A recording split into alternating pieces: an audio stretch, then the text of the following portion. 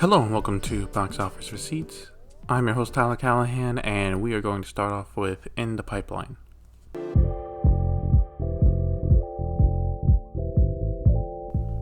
So to kick off In the Pipeline, we are going to talk about some box office numbers, not American ones, but Canadian ones. Now, there is no proper top 5, but SpongeBob Sponge on a Run opened to first place with 900,000, and Unhinged made 582,000 for the weekend. So the reason we are talking about these numbers is that more and more theaters are opening in Canada, and they are now getting new movies like Unhinged and SpongeBob. More will open this weekend, along with more theaters in America, so it'll be interesting to see what the numbers will be. Usually the North American numbers are both United States and Canada, so we should see a close to proper top 5 for next week with the numbers added together. If I had to take a guess at what would be in the top 5, Unhinged or Inception would take first, as SpongeBob is not getting a US theatrical release, so either people go see a brand new movie or they watch Inception to get ready for Tenet. Talking about more box office numbers, let's go to China, where they have helped deliver us a $1 billion movie for the year. That's right, Harry Potter and the Sorcerer's Stone has now passed $1 billion after its 4K re-release in the country. Over the weekend, it made $13.6 million, and the dailies from Monday and Tuesday pushed it over the edge. It only took 20 years, but it did it. For the overall box office weekend, the total was $26.7 million, which Deadline says is up 65% compared to last weekend. This was to be expected as some regions now have increased to 50% capacity, so obviously more tickets sold.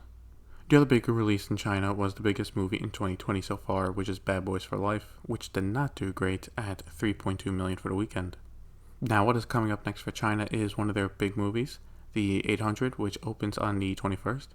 Tracking has been strong for this, and if analysts are right, could finish around 200 million domestic, which would be huge. Along with that, Inception will be getting its re-release in China the week after on the 28th. No date for Mulan's theatrical release in the country yet. South Korea's Peninsula continues to rack up the cash, with it now at 48 million worldwide after opening in its home country and in 14 other countries. Right now, it will be opening in select theaters in America this weekend and has secured theatrical release in some European countries like the UK and Germany for some time this fall. Just wanted to mention this movie because at this rate it will be one of the success stories of a movie opening during a pandemic and still doing well. Moving to Hollywood production starting to resume, Variety is reporting that Warner Brothers is gearing up for The Batman and Fantastic Beasts 3 to resume filming in the UK next month, while filming for The Matrix 4 has already started up again in Berlin.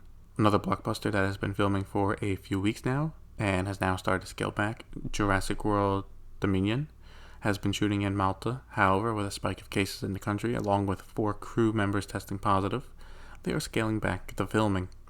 Deadline is exclusively reporting that the crew will finish getting the shots there and will be done by the end of August. However, the main stars, including Chris Pratt and Bryce Dallas Howard, will not be coming back to the island. Universal has come out and reported that the first unit crew was done filming there, and it's the second crew that is doing the filming now at a reduced capacity. Assuming this is the truth, then explains why the main cast is not there. So, while nothing huge here, I did want to bring it up because I think it is important to realize production is starting back up, which means assuming no more delays, the current schedule for movies going forward stays intact for the most part. I still think there will be some changes, but for example, The Batman, that comes out next October, Warner Brothers will move other movies around it so it can still release it, and other studios will do the same for their major releases.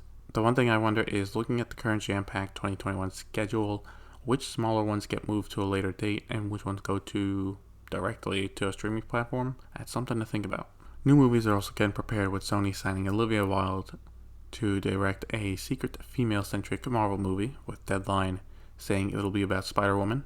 I like Olivia Wilde as a director, but with Sony pushing their live-action Spider-Man movies more and more, I'm still not sure how much of it, if any, is Marvel Studios okay with.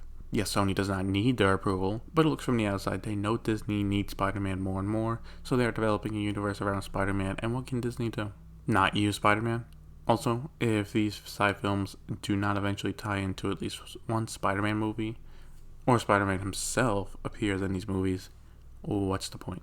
I was hoping to get some kind of answer with Morbius since they teased Vulture in it, but we'll have to wait for next year for that.